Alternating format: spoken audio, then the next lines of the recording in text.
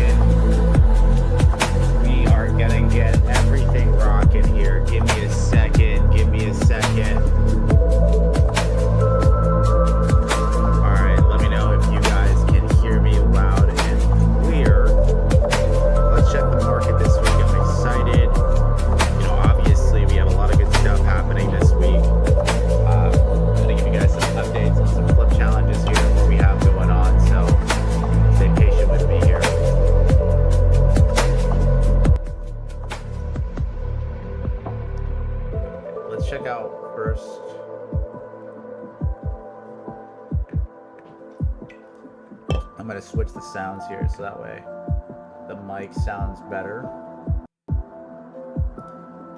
All right.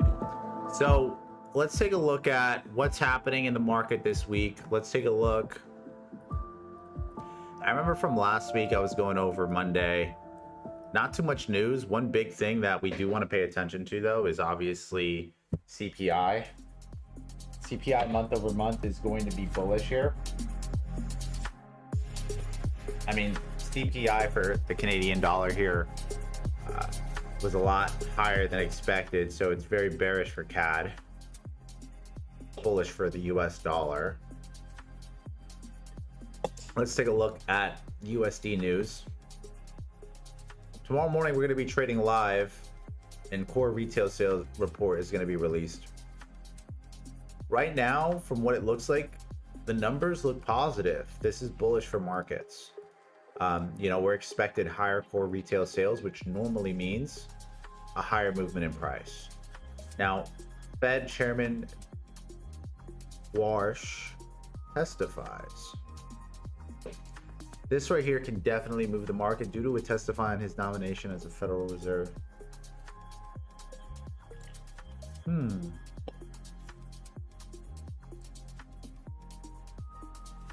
Let's see what happens here.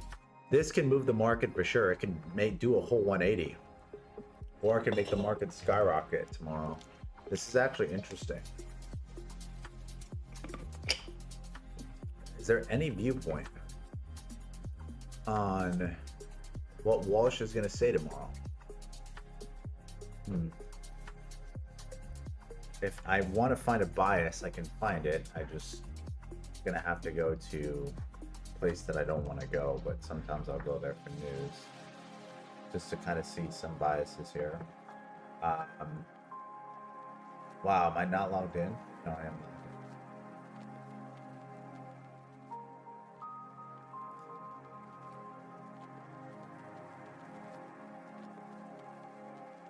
Trump tried to use nuclear codes on Iran, but it was stopped by a general. Is that true? Described an unnamed report of Trump wanting to activate code.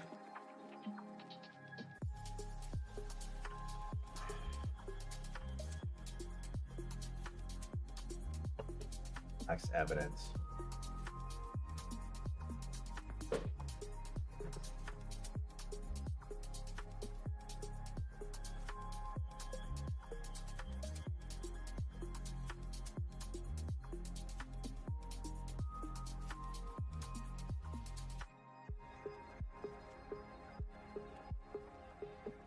This is fucking big, guys. This is really big.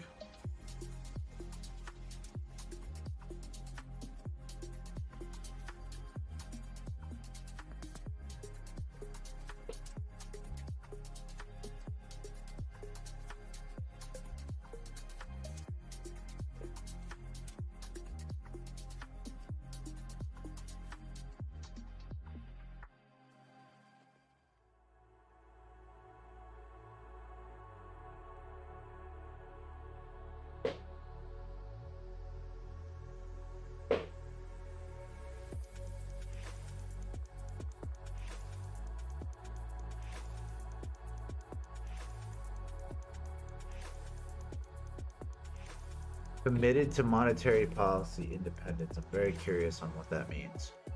Warsh, Fed independence, largely up to the Fed.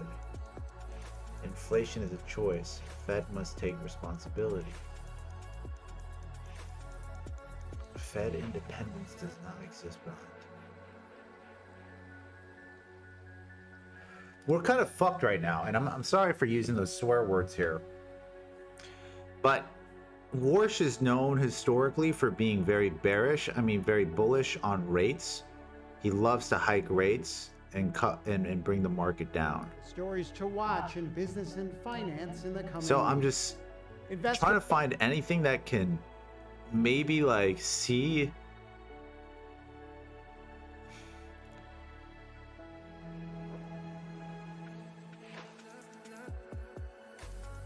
okay.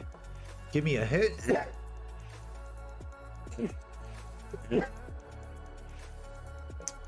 something that'll give me a hint behind what he's going to say tomorrow. Because if he says that, if he implies we're going to hike rates tomorrow, that the policy is going to be that we're going to be hiking rates these next couple of years, the market is going to collapse, like go down, right? But if he announces that we're going to be in a rate cutting cycle again, the market is going to skyrocket tomorrow. So Warsh is set to tell lawmakers on Tuesday that the Fed's independence to setting rates is essential, but that policy decisions related to bank regulation and public monies should not be given the same difference. He will argue that inflation is a choice and that price stability should be pursued without excuse or evocation.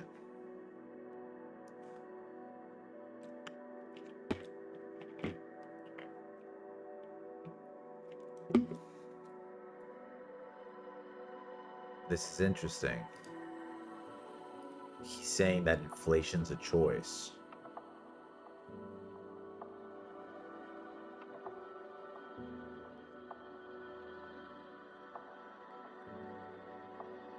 That doesn't really make me that happy. Recent balance sheet trends. This is what we want. Huh.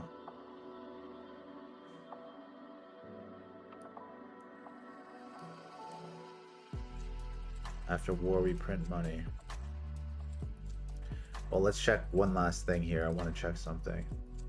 That watch tool. Let's look at kind of what they're expecting. What's Wall Street already and what institutions already expecting right now to happen. They're expecting rate cuts still by 2027, which I don't find very odd that the market's pricing that in.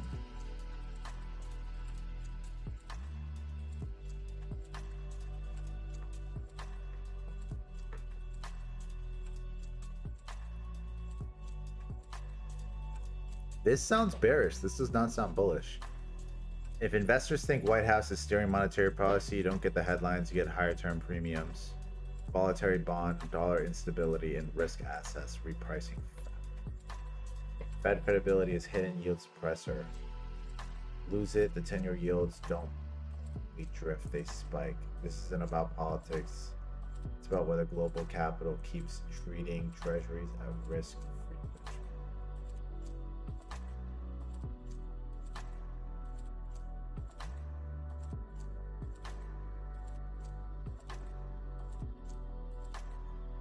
Such a hard guess.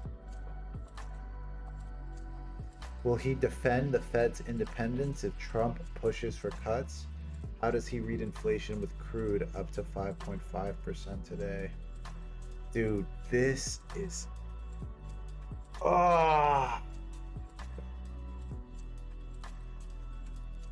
If he says, I actually want Trump, I don't want Fed independence. I actually want Trump to influence the markets here. And the reason being is because, guys, oil is still at above, right? Where is it at right now? Oh, no, oil's down. But compared to where we were before here, let's look at this here. Oh my God, there's another gap that needs to be filled here. 2 gaps, so that means oil is going to come back here for sure to sell off. But there's another thing we need to pay attention to. Oil is still, yes, this is what you want to look at. Oil still from March is up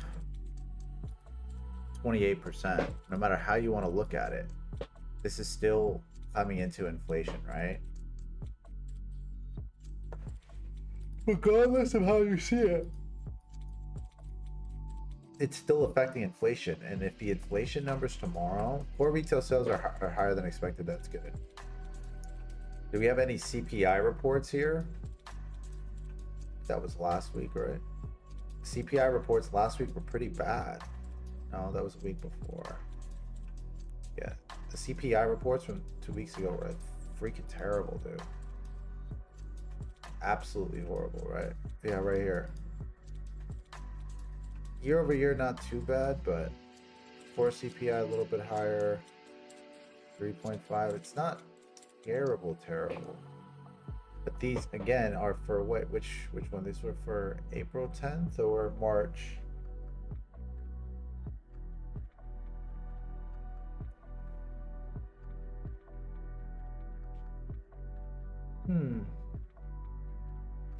This is like super interesting.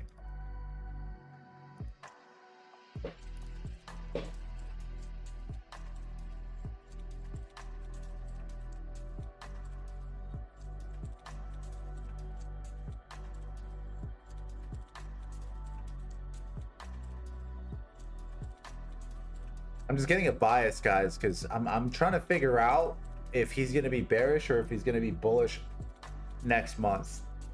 Obviously, he takes office here, right, on the 21st. So, if he's bearish, guys, like let's say if he's bullish on the dollar and he wants to raise rates, I mean, that's obviously going to bring a lot of fear into the market to bring a major pullback. Because all the other news for this week, we have like literally none. Look, no news, no news, no news, no news. The only news that we have is going to be Tuesday, and that's core retail sales. The week prior, after though, we're going to start to see some movement, right? We're going to start to see like at least some like FOMC news reports. You're going to get something next week here, which is going to be great, you know, leading into May 1st. But this is where May 1st starts to get bearish. The last week of April is usually very bearish, guys. So let's take a look.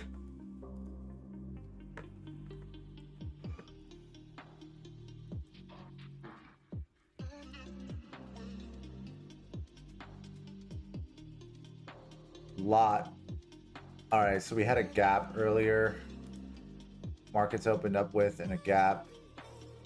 Gap filled instantly within just 2-3 hours. And now we're moving lower here. Technically, this is considered a break of structure. And we're stuck. This is considered a break of structure, guys. BOS. Because this technically is the shift in momentum. Naturally, what that would mean is that price would come and pull back, mitigate, and then what? Move higher. And we still have what? This gap that we need to fill. You see that? So we have to fill in the gap. That's the biggest thing. In order for us to do that, what do we need to do? Probably need to mitigate this zone. Then come over here. This is my problem though. I mean, dude, this thing is moving back and forth. It hasn't been since Tuesday. We've had back and forth movement. Nothing crazy. Could this be the reversal that I was looking for? It really could be. Right?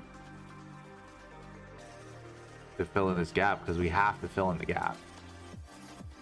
So I'm very curious. I think dollar, my bias on dollar, which is shocking that I'm gonna say this here, but my bias on dollar is bullish.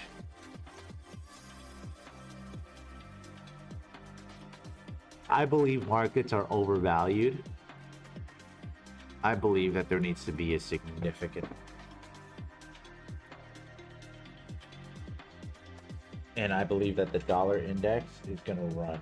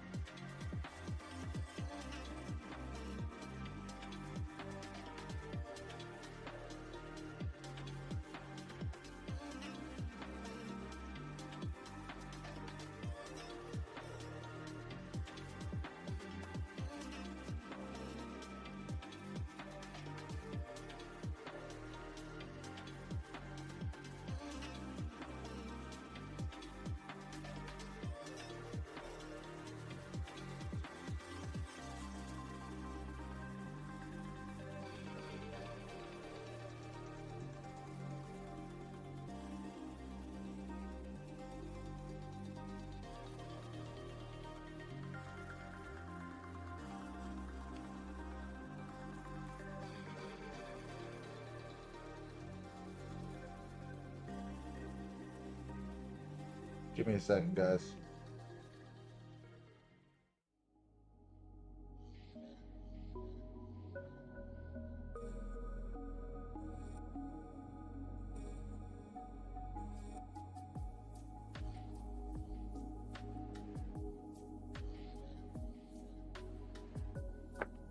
Yeah.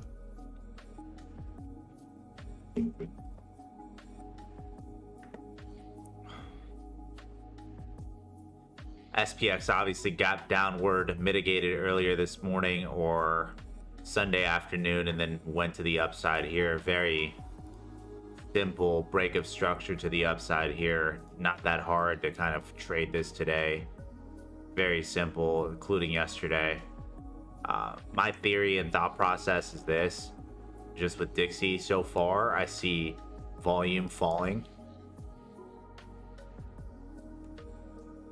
Volume slowing down 100%. Impulses are becoming smaller. I see a reversal coming soon, and then a buy.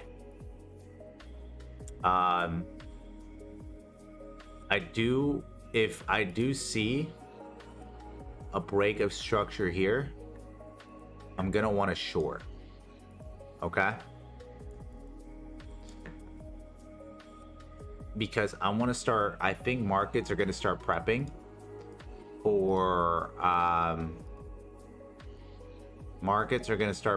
for that reversal in May. So I want to look for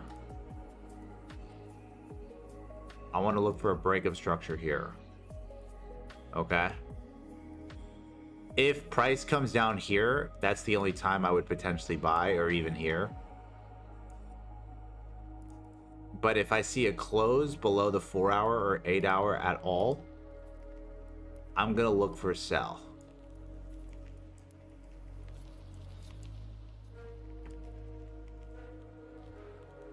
The risk to reward is too good to not sell. Okay. Now let's say if we get a swipe of liquidity, a big swipe and buy, and we enter this zone, then I would look for a buy.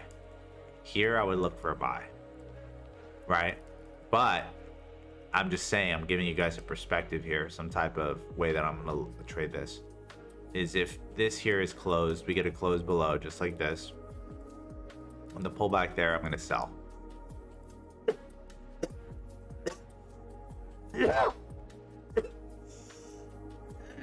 Why? Because it would signify a shift in trend potentially on the weekly. And we need a pullback on the weekly. At least a 20 to 30% pullback in order for us to move higher. Right? So my thought process already on SPX this week is bearish. Midweek reversal Wednesday, bullish. That's my thought process on this here. Right? That's kind of what I'm looking at.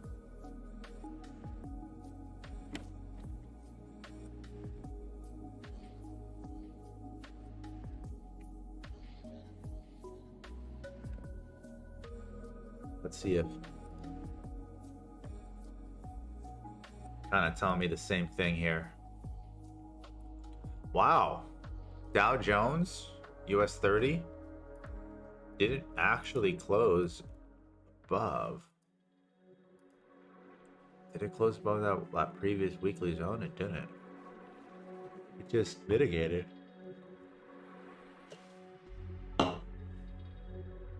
That's interesting.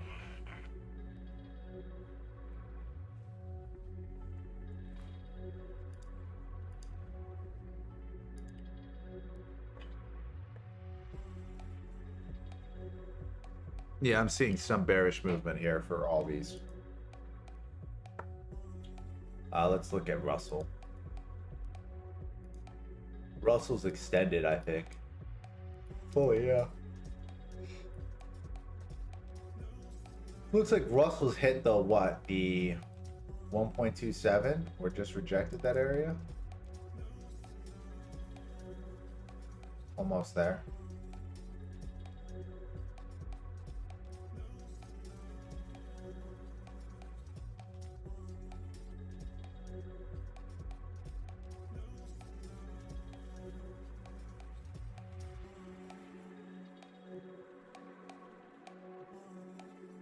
ES futures is telling me the same thing.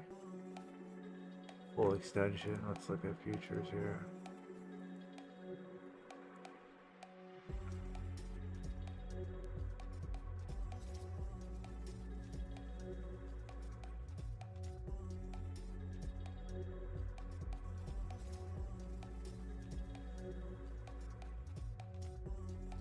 This thing is just so exhausted.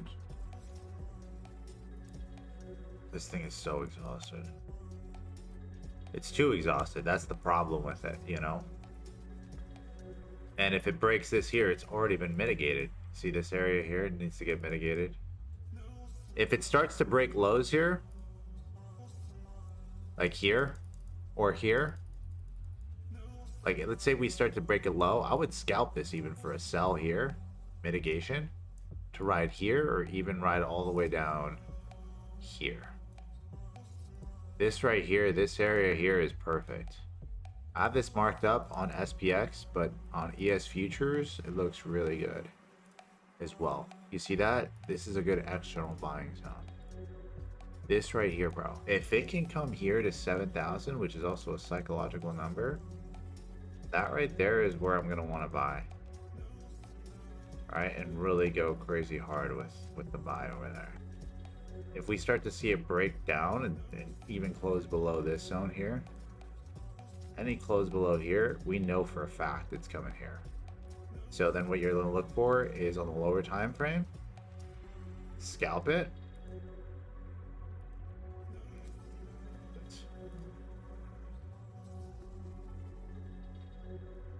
And then from that scalp, go from there. You know? So this is what I would look for here. If it breaks, enter there, we ride it down. If it breaks that, we ride this thing down all the way. There's a lot of potential for sells here. If this could be the reversal. Hopefully I'm not too early. I know we're gonna have a huge fall in markets. I just hope I'm not too early when I call it.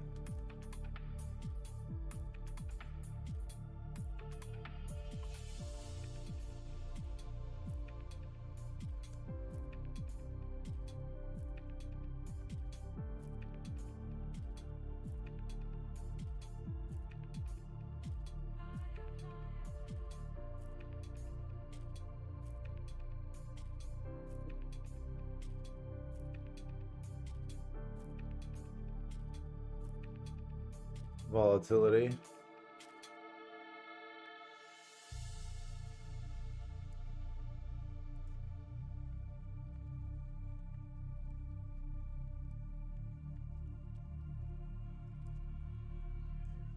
Interesting. Notice that it gapped and the volatility didn't come down. Usually when volatility comes down, it's actually good for SPX. When volatility starts to rise, what does it usually mean? It's bearish. So we might have one last bullish swipe of liquidity. Once this fills, I want to set an alert here. I'm going to set an alert here.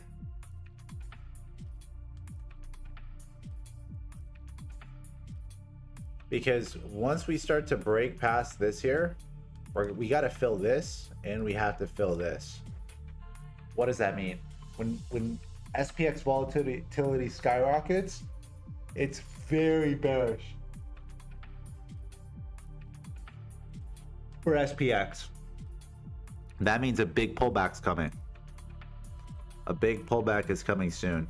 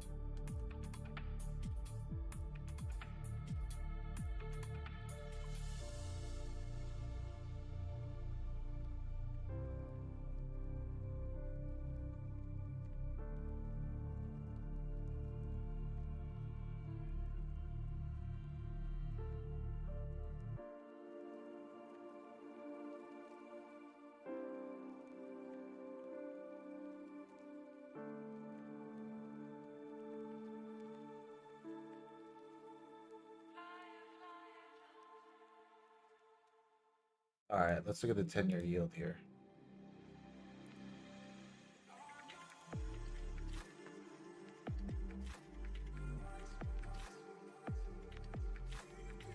Breaking structure and order flow still.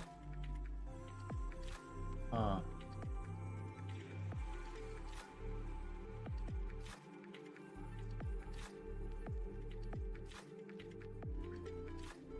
I hate the look of this bond market. Bond and yield. It's constantly swiping liquidity back and forth. It's like it's so annoying. Hard to read right now. I mean, oil is still... Oil needs to come back up, though. Yeah, we're going to hit this low, but oil needs to come back at least to here and then sell off. That's what you'd want to look for. Even here, which is shockingly, like... I think we have a gap here.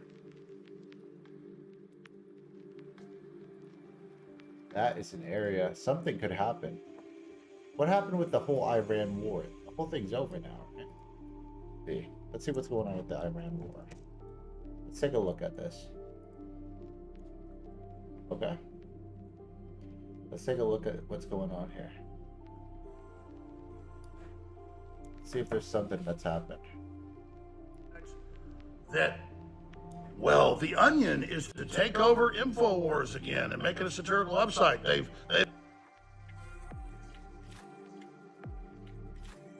Again?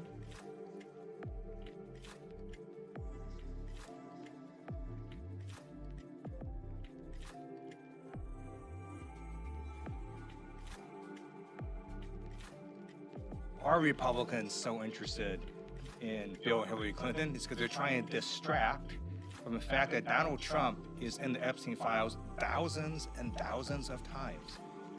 In those files, there's highly disturbing allegations of Donald Trump raping children, of Donald Trump threatening to kill children.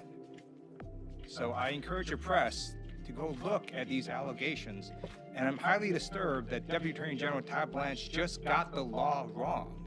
Yesterday, he said, essentially, that it is not a crime to party with Jeffrey Epstein. Well, that's actually not correct. If Jeffrey Epstein was human trafficking minors for these sex parties, and you show up and patronize this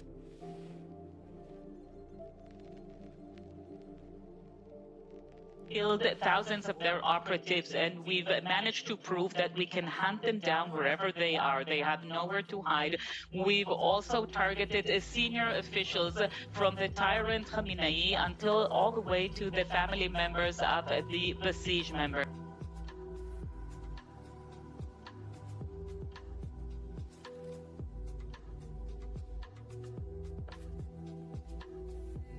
Very odd. Okay, so let's take a look at gold here in our gold trade here. Obviously, we're up red. Friday, then boom, retracement. Okay. Friday at 4 p.m. the fall started. Take profit 1, take profit 2, area kind of hit. This is what I would say here, specifically with gold. What are we going to look for? This is just a swipe of liquidity, guys. Gold's going to go higher. This was a re-entry. This is 100% a swipe of liquidity. Everybody here was in massive profits. Markets move down, swipe liquidity, then move what? To higher highs. So where is gold going to go? Where do I see gold going? I see gold going still here. So what does that mean for gold? That means I'm buying gold. John, where are you going to buy gold? I'm going to look tomorrow. Might buy gold here on internal structure. Internal buys. Notice that this area here on the 4-hour, price still held up, never closed below. That means this is 100% still bullish. 4-hour is external structure. On the 3-hour, it closed maybe below. On the 2-hour, 1-hour, it closed below. That's internal structure. 4-hour structure is always respected. Remember this, guys. Remember, 4-hour structure is always. You make every decision based off 4-hour structure.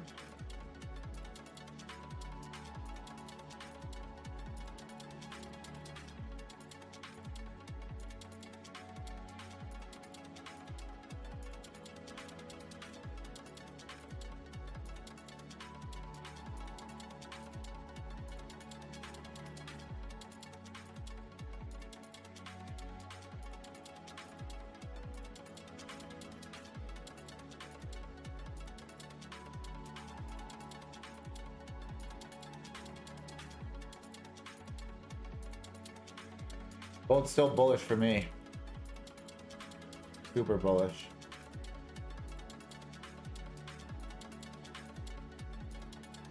Where did the chart go?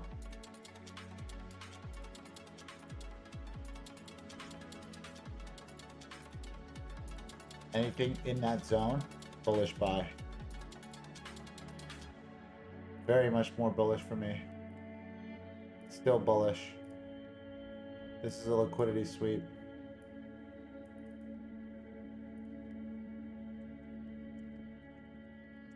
For what? External structure liquidity.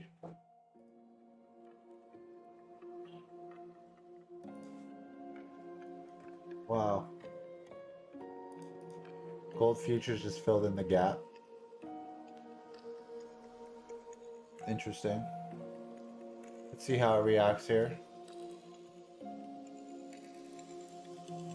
Come back down. I want to see the reaction tomorrow morning. USD CAD still bearish. Wow, this was a really good trade. Look at this. Came to that indecisional candle on external structure. That's selling zone. External sells. Came to that new lower low that we talked about. It's gonna come back up for sure. If Dixie starts to turn around, this might turn around, to be honest. This might be an external buying zone. If that's true, this thing could like come back up here, either mitigate, go lower, but most importantly, actually come back up to highs here. If I believe Dixie's gonna run the way it's gonna run.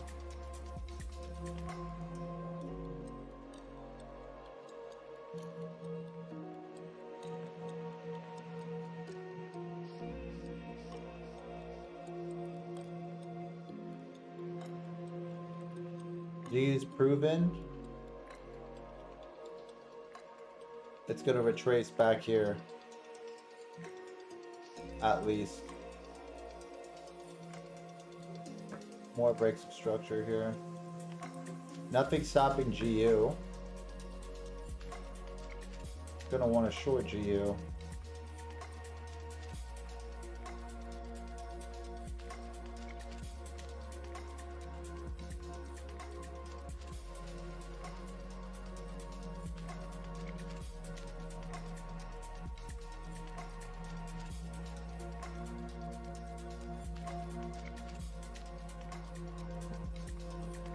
GU's bearish. You're gonna want to short GU until here.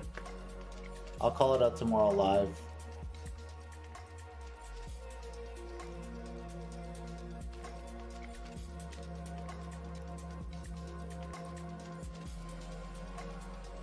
I sold BTC over the weekend. Looks like it's coming back up, but I'm gonna want to sell even more BTC tomorrow. To be brutally honest, sell here is perfect. All right, guys, appreciate y'all, love y'all, and I will talk to y'all soon. We will reconnect here and go over everything tomorrow. We will be trading live, but this is a good breakdown here, and I will give you guys an update on the funded flip challenge.